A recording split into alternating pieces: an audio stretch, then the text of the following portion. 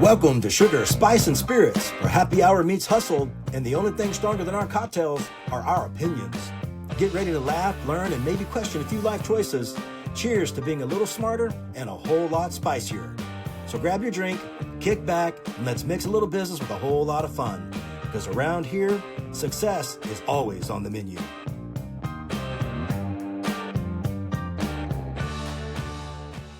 Welcome again to Sugar, Spice, and Spirits. I am Kelly Williams here with two of my cohorts, Mindy Pride, Natalie Pilkinton.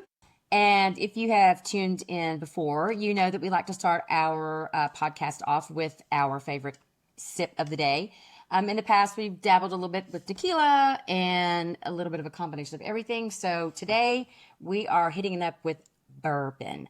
As I was saying earlier, I've been around most women who don't drink bourbon, but I was introduced to it some time ago, and I love it. You can drink it neat, which is basically just over the rocks with nothing, or you can add a little bit of stuff to it like I have, and this is called a bourbon smash. And if you're not careful, it will definitely get you smashed. So a little bit about bourbon. Well, actually, let me tell you what's in this right now. It is a little bit of bourbon, some mint, some lemon, a little bit of club soda, and some simple syrup. And you can make it as strong or as weak or as sweet. The simple syrup didn't make it as sweet as I thought it would be. I think if you wanted to add some Sprite as opposed to the club soda, that may make it a little sweeter. You'd probably add like a little splash of juice of some sort if you like it that way. But it's however you want are it. you going to tell us what bourbon is in it? This particular bourbon is Wild Turkey 101. That tends to be my go-to Wild Turkey. What? It's Wild Turkey. It's Wild Turkey. I got an MIP back in the day on Wild Turkey. Yeah. That's why so we'll get to that story here in just a bit. No, we won't. No, we won't. Okay. Some things are better left unsaid, right? We can just kind of tease with that. So, the funny thing about bourbon is, and that we had a conversation about this earlier about, we are all, yes, we do love to partake in our alcohol every once in a while, but we are all very, Christian women, strong with our convictions. I was raised in the Baptist church. She was raised in the Baptist church, and Natalie. To lots of different Lots of different churches. But again, we still have a very good, strong Christian foundation. But the funny thing about bourbon is that it was supposedly founded or started, whatever, by Reverend Elijah Craig, who was a Baptist preacher. So we have a little spirit in here. He was an educator. Hallelujah. Hallelujah. He was an educator and an entrepreneur, which... Hello. That's why we get along. That's why we can relate so much to the Reverend. But again, he's credited with being the father of bourbon. He somehow, I guess, found it, and there was a fire or something. And my apologies for not knowing the full background. I'm probably going to get it wrong, so don't quote me on this. But there was a fire, and some of the oak barrels became burned and aged and everything. And so that's when they realized that smoky taste of bourbon, that's where it kind of got started. So again, don't know. Check your own facts. But it says he's believed to have pioneered the use of the charred oak barrels for aging the whiskey. And that's what brings the bourbon the distinct color and the flavor. And who was he? Reverend Elijah Craig, and he is from Georgetown, Kentucky, which every time you think about bourbon, you think about Kentucky bourbon. A lot of the distilleries are there. But this is in 1789. So cheers to longevity. And I hope you like it. If you do or you don't, then it's per each person's taste. But So it's our sip of the day. it is our sip of the day, and I kind of liked it. That's very tasty. It's very tasty. It can be kind of refreshing, but you definitely have to have an acquired taste for it. But what's so funny about using bourbon and leading into, I guess, today's topic is, like I alluded to, he was a reverend. He was a Baptist preacher. Anyone that has been around the Baptist upbringing knows that drinking was kind of like taboo. If I jump in? Go ahead. So, Southern Baptist raised here when I was younger. And I will never forget going to my first Catholic wedding. And I was daddy's girl. And I remember my dad was gone after the wedding. And I was like, Mom, where did dad go? And she was like, he went with the priest to get beer. And I was like, huh? He went where? He did what? Y'all, that freaked me out. I was like, what? I had no idea. I mean, I grew up Southern Baptist. similar story. Catholics are a whole different level, I think, of when you're raised Baptist, Assembly of God, or that kind of thing, and then you go into a Catholic bazaar, Assumption Church on the north side. I went to the Catholic bazaar, and they had liquor booths where you could spin the wheel and win a bottle of Jack, or you could win a case of beer. And I was like, holy level, this is like next level stuff that they were doing at the Catholic bazaar. And then my dad, when I met my dad, 14 when I met him, he would always go to Catholic Mass on Saturday, although he couldn't take communion because he was divorced and the church didn't appreciate that.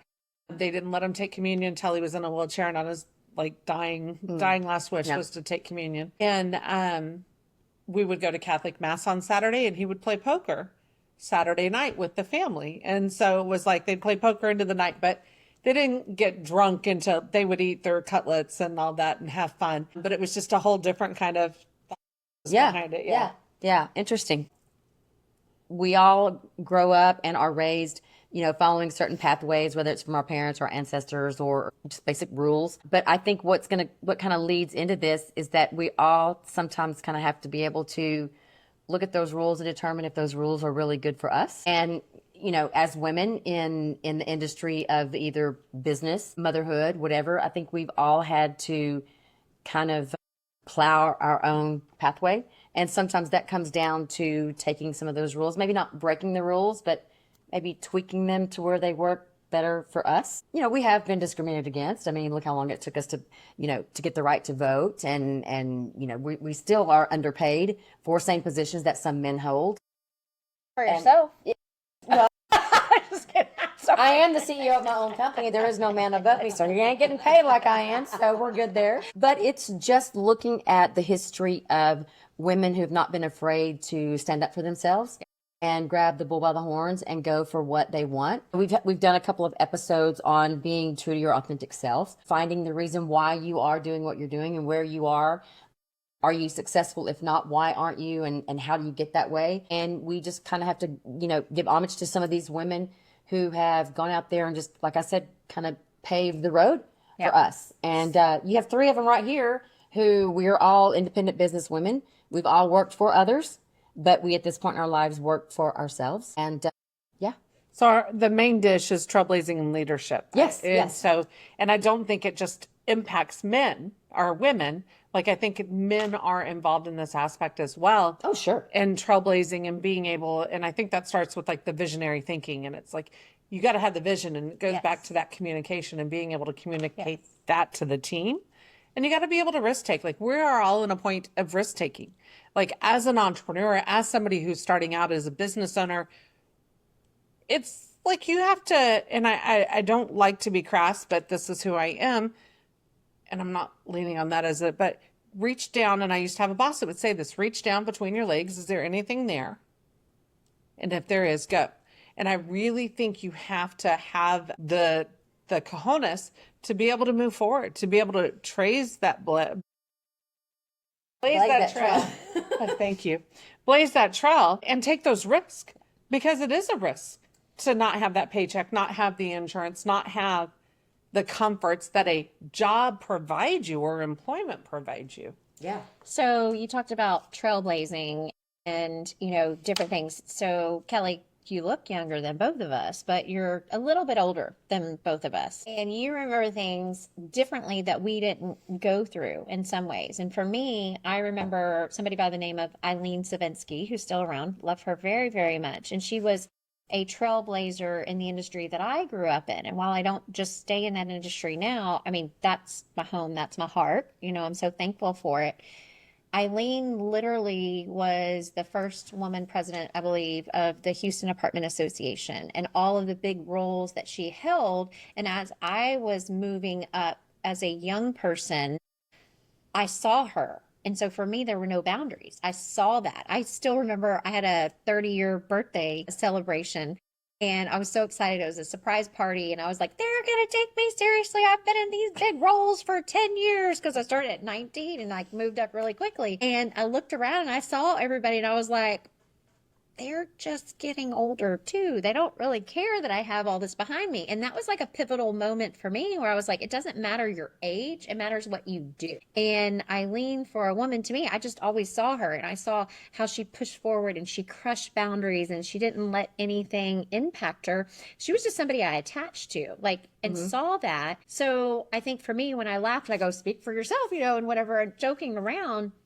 It was like, I saw that. I was like, oh, you can achieve that. So I just went for it. Right. And I think sometimes individuals think male, female, whatever is, I can't do that. That's not for me. And it's like, oh, yes, you can. What is your passion? Why are you here? What drives you? And if you truly understand that and you focus on it and you figure out where you want to be, there shouldn't be anything that stops you. If the seed's been planted and watered, I have been in so many rooms where it has just been me as a female. And like and for me as a female, I don't really care. Like I will go in and speak the same and sometimes the guys are taken aback because they expect you to be soft and they expect you to be nimble and malleable and they expect you to be this little flower that they can dictate what they expect to happen. But when you come in as a force, and it's not even like you're coming in as a wrecking ball. I really, that song annoys me. Coming like a wrecking, sorry. Still annoys me. Come in like a wrecking ball. And then you like dictate whatever. No, I'm here to do business. Let's do business. How can we work together? How can we help each other? How can we accomplish the same goals that we're all looking to achieve? And I think, I see your point about having somebody who's been able to do it. You hear this from different races too, like on the Barbies. They want to see the Barbies that are like them, or they want to see me. I hated that movie, by the way. Yes, absolutely. The Barbie movie. But when you come in and you see people, yes, it helps to show that somebody else can do it. But I want to empower people, even if you don't see people who are doing that are like you or that they think you can do, or that go and do it anyway. Nobody is stopping you. I think a lot of times we are our worst enemy. We create our own ceilings. We create our own doubts. And that's why we have each other. Like even you and I and Kelly dealing with things in our business now. No, this is what we need to do. This is how we need to proceed. And it's having the confidence from your mentors, your friends to be able to go on. And I think so many times we limit ourselves. And that prevents us from being the trailblazers that have the risk-taking ability and the resilience. But it goes along to your friend base. Like, who's your friends? Who are your mentors? And if you don't have friends that have been there, you don't have a mentor that you can look up to that's been in the industry that trailblazed for you, who can you look up to? And there's so many different mentor services. As we started this podcast, Lord knows, you guys will see bloopers. You guys will see the backside, the fun side, the evolution of our podcast as equipment comes in, we learn equipment and everything else. There are mentors out there for everything you're looking to do. There is information out there for everything you're looking to do. And it kind of goes like we did the episode on authentic self, but fake it till you make it. Like our kids these days and everybody else, information is out there. Like I remember when the internet started, and we got a computer and there were chat rooms where you could go and talk to other people on the other side of the world or wherever and have these conversations. We've so evolved. We have AI. We have all of these resources at our tools, and people want to hide behind excuses of not being able to take that forward action, to be a trailblazer, to be something, to do something. I don't care if you've seen somebody else out there that's done what it is your heart desires. It is laid on your heart for a reason. Go out there, grab the bull by the horns, do it. Yeah. Think about prior to everything that is at our disposal now, the internet, where you can go back and you can look at the history of all these successful women and successful men and everything. The person that comes to my mind is, of course, Ruth Bader Ginsburg. She was the first, she was on the Supreme Court. When she first applied to law school, everyone at the law school said, "You're a woman. Why do you want to be a lawyer?" And she was like, "Well, I'll be damned if I'm going to show you." And next thing you know, she's, nominated to the Supreme Court. Cheers to that. You don't even have to agree with the politics of it. It's the principle of the matter. Somebody grabbing the bull by the horns and going out and blazing their own trail. And especially with the AI, the ability, we're in a market, and I'm going to go entrepreneurial here. We're in a market where there's so much opportunity. I was reading an article driving over here at the light. I stopped at a light and read this article. A long light. And it was like, why our generation needs to be scared. AI is taking over all of our jobs and all of this other blah, blah, blah, blah, blah. For me, AI isn't taking anything from me. AI is enhancing. It's a tool and a resource I'm utilizing in my businesses to make me better, to make me stronger. Put it in your toolbox. AI cannot replace me. No, not you, not certain people, but it will replace a lot. And it is scary. And there are things that we're coming back to. And I think of when people were trying to do centralization in different industries and whatever. And then you realize if you're a customer focused business, and what we do, the three of us, what we do is very customer focused. Jobs are going to be lost because of it. So then it goes back to, okay, this is about being a trailblazer. What is it that sets you apart from everyone? So I mentioned Eileen, but I can remember Carol Marple was the first person who saw me as a young person. I love Carol. I do too. As a young person, and I went through a training class and I realized, oh my gosh, I am literally helping manage a multi-million-dollar asset. I had no idea. So as a 19-year-old, you asked me that question, changed the way I fundamentally think about things, and I went for it. And I was like, how much can I learn? What can I decide? What can I do? So I think of with AI, and you think of trailblazers, yes, I do have to be better than the next AI speaker and the next consultant and the next thing. Well, you can figure it out. There's something about being this person, you as investors, and how you can make people money with the real estate that you're doing and help others understand why you don't just become a realtor because you want to do investments. There's pathways that they have. AI can't teach you that. It can if you're that person. Everybody learns differently. But what you can teach people, Natalie, is very different. Kelly, in your business, in caregiving, and then, you don't do literally the physical therapy these days, but the consulting that you do, and then the business that you have, there are things that AI is not going to take the place of it. Although I did read an article and I listened to something on the daily where the lady had a relationship with AI. And by the way, your AI does change every certain amount of words or whatever that you put in it, and so it has to get to know you in a different way. I'm just saying, Have a relationship with your AI. That is not the have a relationship where you ask questions about your business. However, it does not replace a person. I'm just saying. Who's that? What was that movie? Tangent here, Tangent Tax, where what's his name? Was it Joaquin Phoenix? Fell in love with his computer or something? I don't know. AI told a kid to go kill himself. I'm drinking. Calm down. AI told a kid to go kill himself, and the kid did. Like he had an online relationship with his girlfriend AI, and he's like, I think I should go kill myself. She's like, yeah, I think you should. Well, that scares the crap out of me. Scary topic and everything. But me being from the medical community, I can't imagine me not having that relationship with my patients. And the company that I own a non-medical home health agency in Louisiana, and my caregivers that we place in the homes of these elderly folks are vital to their success and their existence. And that's not something that can be done by a non-human. Empathy can't be taught. You said that was a big thing. You had somebody who the person had passed, and they were having to pick up the oxygen tanks. And we all know everything that goes along through that process. You've got to stop all the vendors and stop all the supplies and everything. And then the person answering the phone, AI could do it. Like, oh, that sucks. Okay, we'll stop oxygen. Yeah. Like, not even that sucks. It's like, oh no, like there's a heartfelt moment there. When you're on the receiving end of that phone call, and that person calls you and says, hey, thank you so much for taking care of Mom. She just passed away.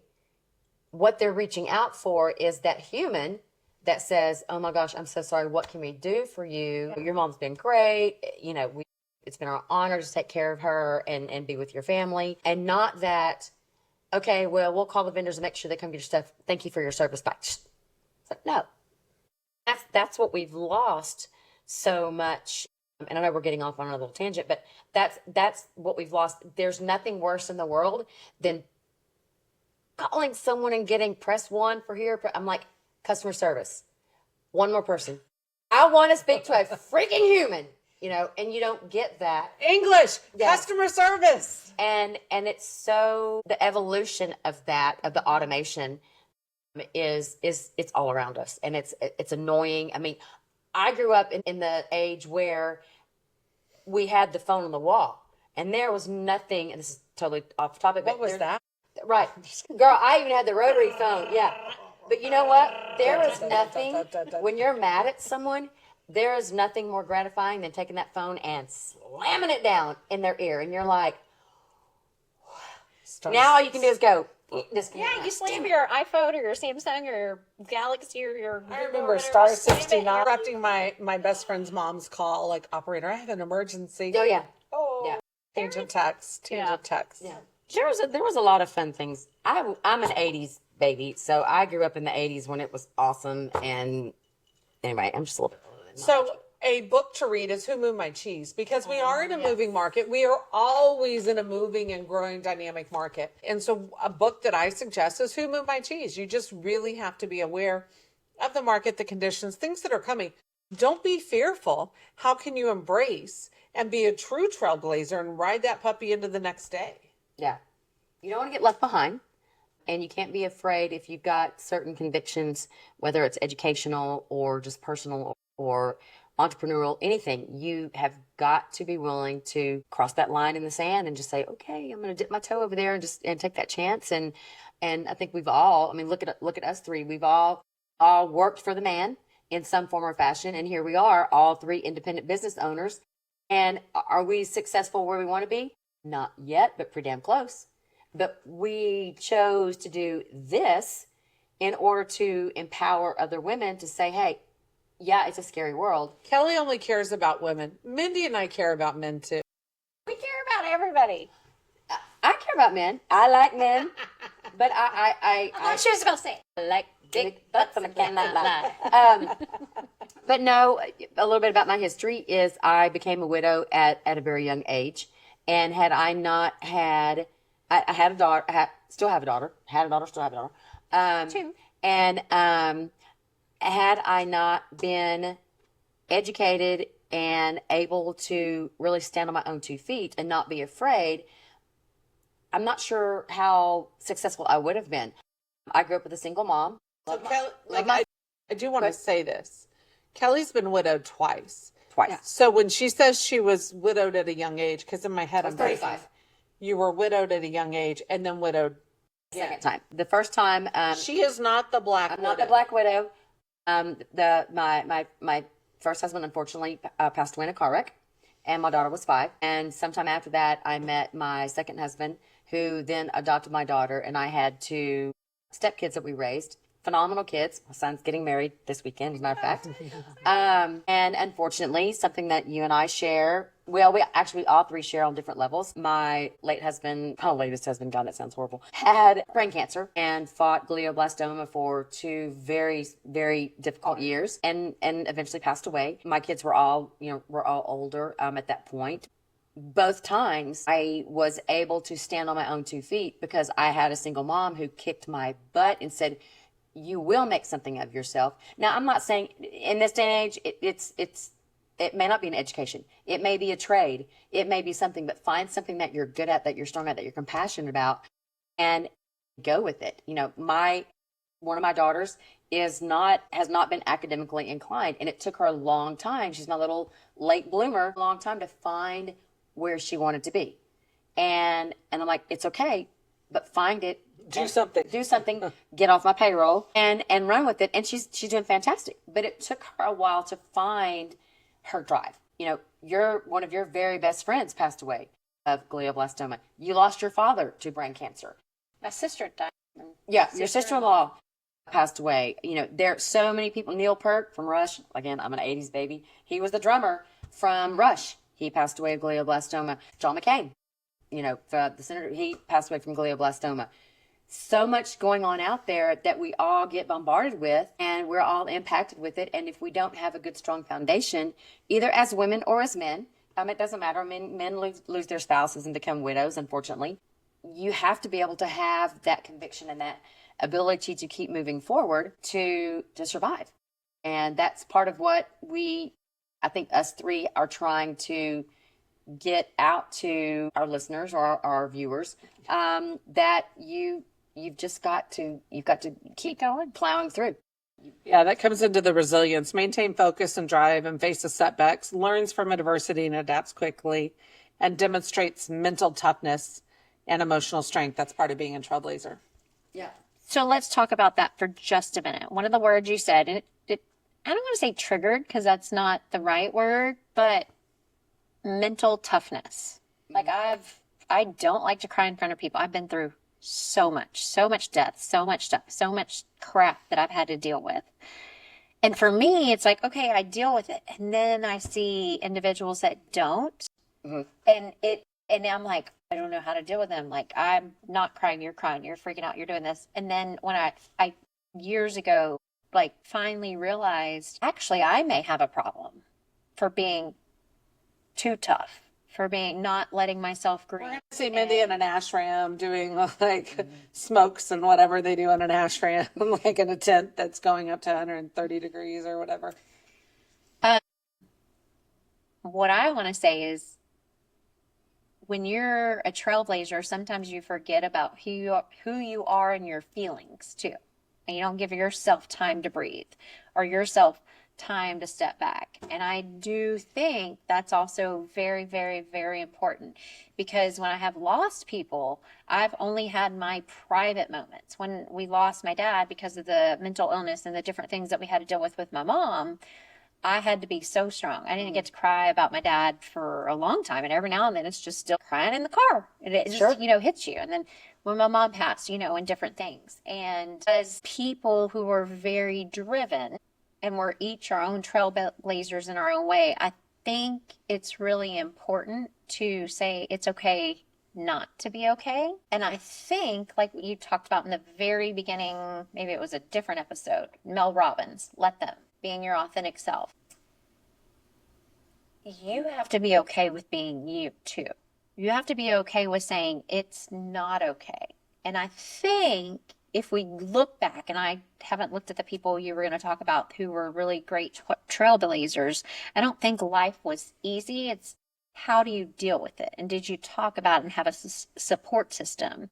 And I also think that if you have a facade of something that's so great that everybody sees from the outside, from social media, it's so good, they're so great, what you don't often know is how terrible shit is on the inside. And so I think that's really important to understand, and to be okay with saying, I'm not okay, because if in your mind and your goals and who you are, and you want bigger and better things, and you have this crossing point, if you can say, you know what, I'm not as strong as you think I am. I'm not here, because there have been times in my life when I've had such a facade of being okay. I can't imagine where I would be today if I would have just said, no, I need help, instead of trying to figure it out on my own. So that goes back again, for those of you who haven't really, or maybe just tuning in and don't know a lot of background of us. I've known Mindy for a long time, and one of the nice things was that Mindy and I used to live on the same street. And had it not been for Mindy helping me during the 2 years that I was taking care of my late husband, there are times that I would have just completely lost it. We used to walk the block, and there were days that I would cry the whole time. And there were days that I would be so angry. And there are days that I realized that I could not have moved forward. So at one point I was part of it was called We Are the Women of We Are the Wives of glioblastoma, and here's our story. And it was a Facebook support group.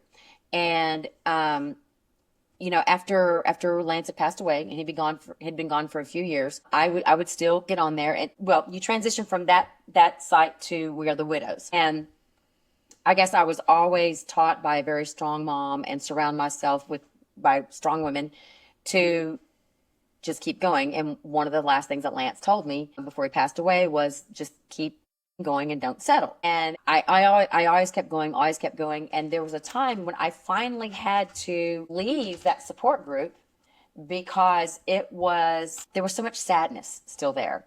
and women who were like, after 4 or 5 years, I still can't go on, and I don't know how I keep going, and there was a part of me that felt angry at myself because I felt like I was not being very nice or very loyal to Lance, because I was trying to move on, and I finally had to remove myself from that negativity, because I just wanted to say, you know, I loved my husband dearly, but unfortunately he's gone, and I still have kids that depend on me. So my mom, God bless her, I love her to death, and she's still around, but she said, suck it up, Buttercup. There's more life that you have to live, and that's what Lance would have expected of you. And I ended up having to leave that support group because it continued to bring me down. Oh, the energy. The energy, it was very negative energy. And I wanted to be that person. You know, I had so many people tell me, oh my gosh, you're so resilient, you're so strong, and we're so proud of you. You've been through so much. And I'm like, but there are those close friends who would walk in and see me crying in the middle of the floor, you know, balled up in the fetal position, because they didn't think I could survive. But you do. And you become that trailblazer in your own right. You know, Lance has been gone for several years now, almost 5 years now. And by the good grace of God, I had a man come into my life who I thought would never pick me up and allow me to be happy again. And I am, just get the joys of being happily married yet again. And, of course, my mom, I'm not going to go with my dark humor. I'm not going to say my mom said, but Her nickname's Sassy. my mom's name is, Sassy. But it's that permission that you give yourself to continue to move forward and continue trailblazing and set the example, set the standard for those people that look up to you, because you don't realize who is looking up to you as the example of how they need to respond to certain conditions in their life and certain situations in their life. You know, how you responded to your father passing away, your best friend and your sister-in-law, and then of course your father and your mother. We all handle it differently, but it's a cruel world, and sometimes people don't really understand how you continue to keep going as as women and parents and moms. Well, and there's a song that comes to mind too, because men fight it. We talk about mental toughness. Men fight it, and there's a song out there called Dax. It's a real man. And it really resonates with men because it's the things that they fight on the inside that they don't let show because society won't let them Right. show. Like, as a woman, if your man comes home crying every day because his job is tough, it does change the roles, even though we like to think it doesn't, but it is an impactful kind of thing. So one of the things that Trailblazers do is they have the innovative mindset, courage and conviction, but they empower others. So they build and nurture high-performing teams, delegate effectively and fosters autonomy, and invest in the growth and development of others, which is important. Staying in a negative situation or allowing yourself to foster this victim mentality, yeah, it sucks. Life sucks sometimes, and we all go through those moments, whether it's divorce, being a person who is a divorcee. In that sense, it's not something I look back with pride. I went to 5 marriage counselors. I fought for my marriage, and She has a book, by the way. I do have a book, Divorce and Real Estate and How to Sell a House Through Divorce. But it's one of those things that when you're going through it, like, it's not something I'm proud of. However, it's something I know. And as a basketball player, I left everything on the court. I did everything I could. I fought for my marriage, not only for my marriage and my vows to God, but my vows for my kids and my family, the future, the hope, and everything I had hanging on that. But you know what? It wasn't meant to be in that sense. I prayed about it. I had a lot of conversations with God. I mean, for years I prayed to God, looking for clarity and looking for resolution and solutions, and it wasn't till the end. So, but being able to understand and have clarity, I think discernment, power of discernment, and it doesn't necessarily go with Trailblazer, but I think to be able to have that relationship with God, that one-on-one conversation, to have comfort in moving on to the next step, because it's like phases. It is like chapters in the book. When you're going through a loss, whether it's a divorce, whether it's being widowed, whether it's whatever, divorce is the ripping apart of two souls. It's the ripping apart what God has joined. Like, and even if you want it or you don't want it, it's still a very painful process. And it wasn't anything I ever wanted. However, I filed for necessity out of my kids. Sure. But I still, even to this day, I'll call my boyfriend and I'm like, oh my gosh. And he's like, okay. And I have a moment of weakness and it's like, oh, this is so silly. I know, I know, we all know. But it's still the power, of having that loss. So I think there's value in empowerment of others and then strategic ability. Anticipate change when market pivots. So we're all going through this emotionally. We're going through this even in business. When you lose a business partner, you lose that relationship that you have, you lose a strong vendor, you lose that contract. It's like, how do you move? And that goes back to the book, Who Moved My Cheese? Like, you really have to adapt and be able to be nimble. And not that you're moving, like running around like your hair's on file. Don't. Please. Yeah, no. But it's being able to move and adapt. And I think that goes along with the AI, that goes along with business and Trailblazers. Being able to see the writing on the wall, what is going on? Who's in presidential candidate? What kind of mandates are we going to see come down the pipeline? What kind of laws are going to be written? Whether we're lobbying for them or not, being aware and having your finger on the pulse of your industry is just smart. Yeah, absolutely. When you're a woman and you're pregnant, you never see pregnant women until you're pregnant. And all of a sudden, then you turn around and everyone you see is like, oh my God, everyone's pregnant. Well, when you are in a situation where you or one of your loved ones is facing a catastrophic illness, all of a sudden, it's at the forefront of everything. I never knew what glioblastoma was. Being in the medical field, I knew what a brain tumor was, but I didn't know what glioblastoma was or astrocytoma was, but I knew it was a bad thing. And suddenly it becomes the forefront of everything you do, everything you see. And I suddenly had all these people coming out of the woodwork saying, oh my God, and my daughter even had 3 of her friends that said, she said, Mom, they want to talk to you. And I told my daughter, I said, Macy, I said, what you don't understand is that they really don't want to talk to me right now because I'm the picture of the sad thing that happens. I said, they want to talk to me when it's over. And then they want to talk to me of how do I keep going. I said, people don't want to talk, people that are dealing with glioblastoma and their spouse at the time don't want to talk to me because I'm the widow. Now, if I was the one that was 10 years down the road and was to survive, and he still survived, oh, what'd you do? Tell me what you did. I'm like, they don't want to talk to me. So you have to find your time and place as to who you're trailblazing for, because those that are still fighting that fight, whether it's medicine, whether it's a, finding a new career, whatever. If someone says, I want you to tell me what you did. I'm like, well, I did have bankruptcy, so you might not want to do what I did, which I did not, by the way. But it's finding that voice and that appropriate pathway. What about never giving up, Kelly? No, you're Think right. about it. So when we think about trailblazing, and I think about you and everything that you went through, and I saw you through these different phases, and I didn't know you when you lost your first husband, but I knew you through loving Lance, and whenever he went through all of that, and then seeing everything that you went through, and he was like, you made good money, but he made good money. I made the fun money. You made the fun money. Yeah. And you literally had to find out again who you were. You were perfectly happy where you were. You had a great relationship. You did your own thing, in my opinion, and what I saw and what you did. No, it was fantastic. But you had to find your own way when he got sick and he no longer had that income that was coming in. And you are also being a caregiver. But then when he unfortunately left us and he was gone, I say us because so many of our family members and everything, but oh my gosh, you had to figure things out, and you went through a lot of different transitions. And what's really amazing with you right now is here you are, and they say time heals all wounds, and that used to drive me crazy. Time is forgiving. I can't say it heals all wounds, but what I can say, time It's permission to move forward. and you are in a place, and you think of trailblazing and listening and doing different things. We went to Steve Rosenberg's business school He's together. amazing, by the way.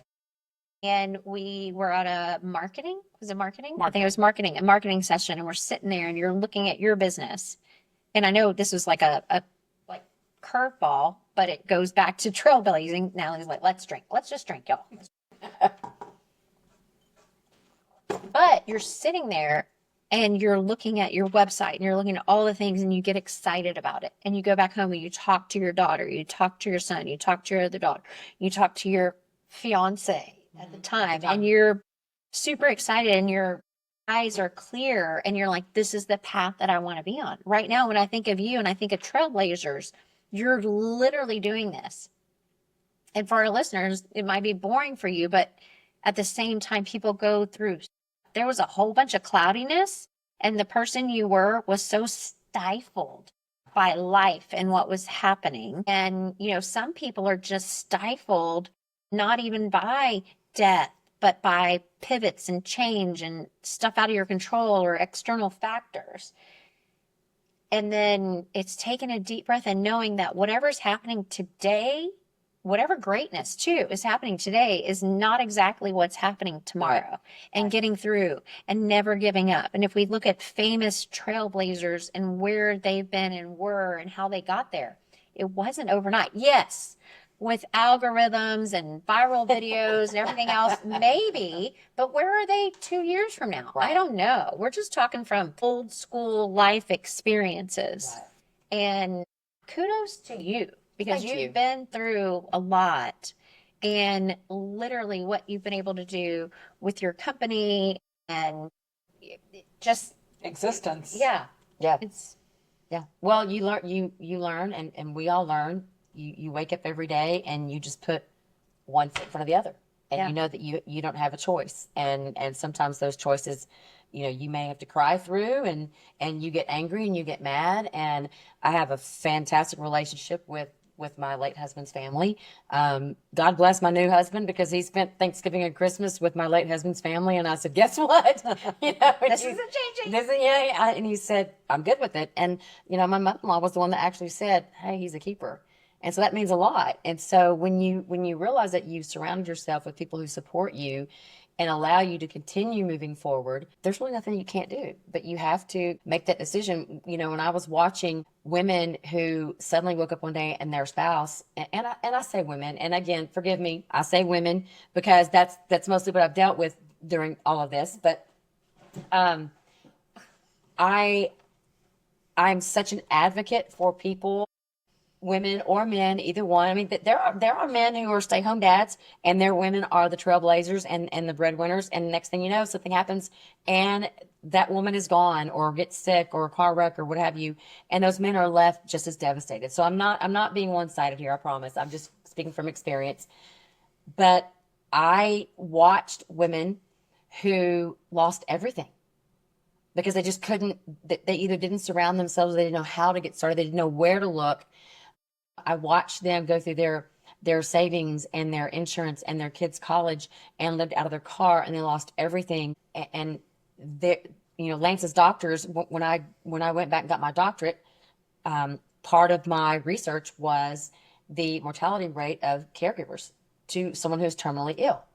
It's tremendously high. It's like in the 90% because of the stress. I mean, I took the husband that I adored dearly, and all of a sudden he became a child all over again, was in adult diapers, and could not move, and could not talk, and could not walk or anything. And it was like, holy shit, this is not what I signed up for, but I am here till death do us part. And I, by the grace of God and all my friends around me and my parents and how they brought me up, was you will keep going because you have an obligation to yourself and to your kids. And so I was able to. But I saw so many women, again, just one side right here, but I saw so many women just fall into homelessness and devastation, financial devastation and emotional devastation. And that's one reason why I had to get out of that support group, because I was like, I felt guilty. I'm like, it's been, after 3 years, I got out and I said, I can't be in that negative arena anymore. That's not what I'm about. And I may still cry, and we still cry. We all still, you got choked up the other day when we used to be on the radio together, and I would tell my story. It would choke you up. It choked me up when I found out that you dealt with, you know, brain cancer for your father. I was just like, holy crap. We all have our own things that we deal with, but it's just, and everyone comes out of it differently. But we just try to be here to let people know that even the biggest plate of shit that you're dealt with, Can turn into green grass. you eat it, you swallow it, and you freaking move on. And you turn it into something that is awesome. My uncle, who was just at my house this weekend, and I know this isn't about widows and everything, but he's 81 years old. He's a liver transplant survivor. He's on the Baylor's, like, off anti-rejection medicine. He's like a god when he goes to their transplant special banquet or whatever. His wife, who was an ER nurse, who nursed him back, who gave him herbal teas to keep him alive during the transplant waiting list and everything. He still drinks those teas. However, he lost her. She died. She had, I think, a heart attack or a stroke or something. He dropped her off at ER. He went to go park. He came in. She was dead. But he's 81 years old. He was just at my house. We celebrated a lot of birthdays for my elderly aunts and uncle. And he is part of a widows group. So I was reading the newsletter, and how they find their people is from the obituaries. They were like, we don't do advertising, but they send a handwritten letter to every widow on the obituary. And that's how they find people. And they go out dancing, and they have coffee, and they just live life. Like, they have somebody to talk to, and they have some companionship during the whole process. And I just thought it was so wholesome and so sweet. But it's not right for everybody. And somebody might get the letter and they may hold on to it and not respond for a year. But that's, having options and being able to move forward and being able to go. And my uncle's doing great. He moves better than my 74-year-old aunt and my 69-year-old mother that lives with me that I'm a caregiver for. So it's really fun and interesting to see how, and I wouldn't say fun, but it's interesting to see how people deal with grief. One of my contractors lost his son to a four-wheeler accident. He found him Christmas Eve or Christmas, like the week before Christmas, found him. And it was completely horrible. Like, I cannot imagine. But he also has a family to live for. He has a wife. He has other children. And they're like, Papa, we need you. Papa, we're here. Papa, we're still here. We're still living. We're in flesh and blood. Like, we need you to come back to us. And he's slowly coming back. So it's good to see that. But it's like one of those things. It's like, and that's where grief is hard. Job loss. People who lose their job mid-career. Like, you've been with the company 15 years, 11 years, however long. And all of a sudden, like, you grow them nationwide and you're changing. That's how I came in with you guys. Was after all those years in physical therapy, all of a sudden, my career changed, and I came to this one. Apple was talking to her husband, and she overheard me, and she said, well, have I got an opportunity for you? And I went, oh, I've never done that before. She said, well, guess what? I took the leap of faith, and look right. You're going to learn. You're going to learn. So I think that's important. Like, influence and communication to be a trailblazer is important. Got to be able to communicate, got to articulate ideas, clarity with passion, which I know we've talked about before, build stronger stakeholder relationships, inspire actions through storytelling. Storytelling is beautiful. Most people relate through storytelling, and that's more of a leadership type, or just in friendships. Like, if somebody's going to preach at you or say something, when you can give a story and make it more relatable, it's great. It's a knack. It's something you have to practice. It's not always learned. True. But yeah. Yeah, don't forget to circle back to your point. My ADHD kicks in and I forget. I'm like, I'll tell this story. And then I'm like, oh, this is what I was trying to say. But I think even more than storytelling, even though we talked about it, we never know when somebody's listening, the communication part. When you really go back and you look at most great trailblazers, they're good communicators. They're excellent communicators. And they speak in a way that everybody understands. And one of the things of just listening to this and having fun, and what are they drinking? What are they talking about? How many shots did they have to have? All the things. You can clearly articulate a point and people can understand you. And you think that you have to have all these big words. And I know in different businesses and whatnot, but just really, we're business, life, and real estate. If you're listening to us, you're wanting to have a little fun. When you speak to somebody or you put something out there, it needs to be like on an elementary school level, like a third grade level. Absolutely. Like, how easy can you make it? Sometimes you're like, everything they're saying is so good, but it's so fundamental. Yeah, because we need everybody to understand it. And that's super, super important. I don't like it when somebody comes at me with all these words, like trying to be like so eloquent and just like, when I first got on stage and I was trying to have all the words and all the things, and I was always so worried about what does everybody think. Now I'm like, look, this is me. This is who I am. If you want somebody to help you and make a difference, I can do that. And here I am. But it's not going to be way up here. I mean, when I have different conversations, of course, but just literally talking to your people and everybody, there's so much crap and so much pressure that everyone is under. Just break it down and be real. And I think if we look back at all the trailblazers in the world, male, female, they weren't literally up on this pedestal of, let me show you my degree and my, not degree, I wanted to say pedigree. And then I was like, my dog. But, you know, let me show you all of my accolades. No, it's like, let me just be real. Of course, there's all these things behind my name, but your best communicators and the ones that make the biggest difference nowadays. Well, and keep in mind that communication is also not about interrupting, which I just did. I'm so sorry. But communication, it's a two-way street. It's also about the listening component. And that is, you know, we can communicate all day long. And I can sit there and say, well, Natalie, let me tell you what I've been through. And here's how I can help you. And da-da-da-da. And all you want to say is like, shut up and just let me talk. And that's important because that may be the difference between whether or not you decide it's time for you to move forward as a trailblazer or for you to stay where you are. And it takes that person maybe who's been in those shoes, in that position, to say, it's not my time to let me tell you how I survived. It's my time to sit back and listen and know how you are surviving. And that is, whether it's business, and we keep going back to this whole, you know, whether it's business, whether it's your relationship, whether it's your education, it's everything. It's life itself. And sometimes it just takes you allowing someone to just open up and know they're at the fork in the road. It's either here if I'm saying too much, or it's way down here if I just shut up and let them pave their own way. Well, I think most people that are trailblazing aren't really realizing they're trailblazing. They're just following their integrity and their purpose and what their calling is, what's been put into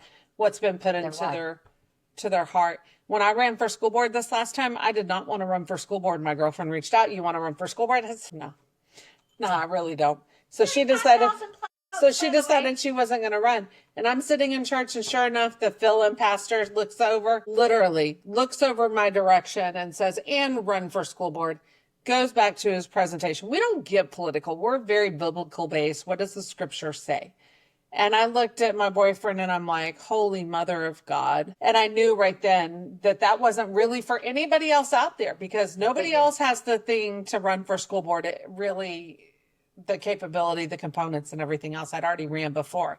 So I was like, that's for me. That was a direct word from God, from him, through me. And I'm just like, okay. Called my girlfriend. She ran. She won, by the way. So I'm so thankful for her. She ran for school board, got on. But it was having that clarity, that integrity, that purpose, and sitting there and listening and having the discernment to know, like, I don't know, if you try and run from God, you will be running for the rest of your life, because God will be after you to finish that task that you need to do. Yep. And if you don't finish that task, God will still be following you into the grave, into wherever you end up at. I told you I'd find you. Right. Right. So, but leading with integrity and purpose, I think is really important for trailblazers. They don't even realize that they're doing it, but they're doing what's calling, what's put on their heart, and they don't even have to be a believer, but there is a bigger calling. Like, there's a reason why it's put on them. So I think that's important. So. And as a trailblazer, it doesn't necessarily mean your outcome is that you are a financial guru and you're a millionaire or a billionaire or whatever. It is whatever your outcome, whatever your goal is, whether it's a spiritual success or it's entrepreneurial or a friendship or whatever. You can trailblaze in any. I know homeschooling parents that kill it, that just are delivering every day for their family, for their community, and they are just delivering just value and wholesomeness and just they're trailblazing it and doing wonderful things. Your success could be what you bring to your community. I mean, you may not have won the election, but you brought so much education to stuff that was going on in your community that some people didn't realize. Yeah. And now people are the person you ran against is now hightailing it to Florida, and maybe because you put so much pressure on him that all those that backed him originally were like, oh, wait, what? And, so whatever the outcome was, you may not be on the school board, but you opened some eyes. Yeah. And you made some changes.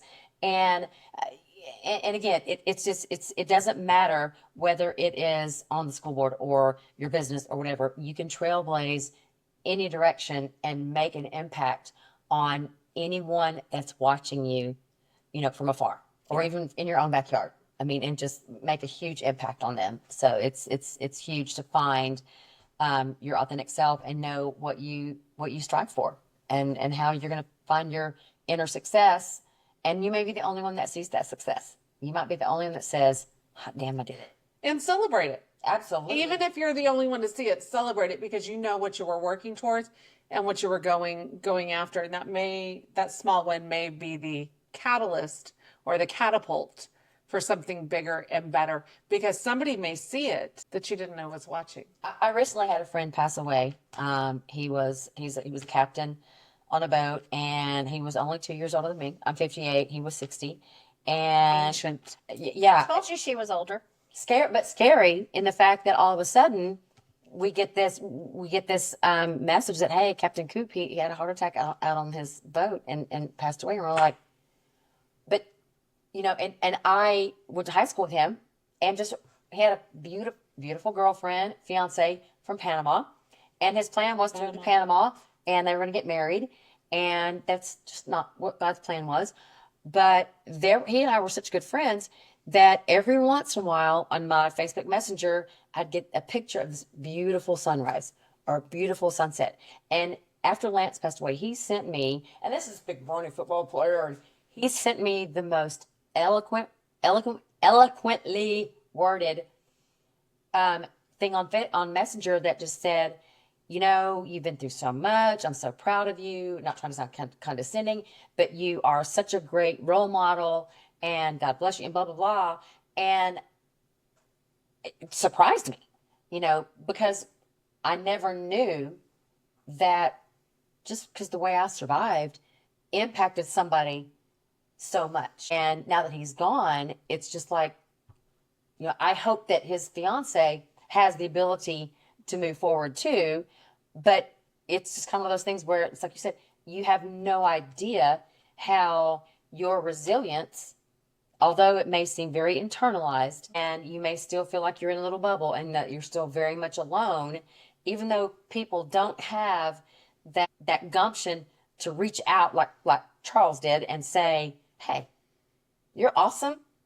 Congratulations. If you ever need anything, let me know. But you don't know how many people really are standing from afar, admiring you and really wishing they could be like you and be a trailblazer like you, because you are the difference between how some people may or may not survive on a daily basis, and you don't even know it. So, I mean, it's just kind of one of those things where, like you said, you wake up every day and you put one foot in front of the other, and you don't realize that you are trailblazing a new pathway for someone that you may have no idea is even watching you. Cheers to that.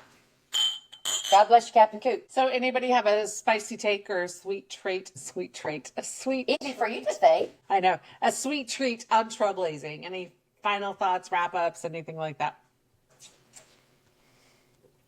I will say what you just said. You never know what you're doing or who you're impacting. And don't forget that. Don't forget who you are and just being you. Like, we always go back to authentically being you and doing the right thing, being there for somebody, not stepping down, not being afraid to scribble outside those lines, but just, you never know. So don't question yourself. Yeah. Stay true to yourself, because you don't know how many people you're impacting. And we're not trying to be Debbie Downers, but the whole purpose of sugar, spice, and spirits. Yes, it's sugar. Yes, it's spice. Yes, it's spirits. But you know what? It's real life. Life. And sometimes life feels like a freaking Mack truck. And you think you can't get up and you can't move on, and you surround yourself with powerful people. And they may not be powerful financially, but they're powerful spiritually, and they're friendship wise, and their convictions. And I will tell you, literally, the last time I ever physically laid eyes on my husband, dropped to my knees, and that one caught me. And she's been catching me ever since. So, not to be Debbie Downer again, but you have to make sure that you just keep moving forward.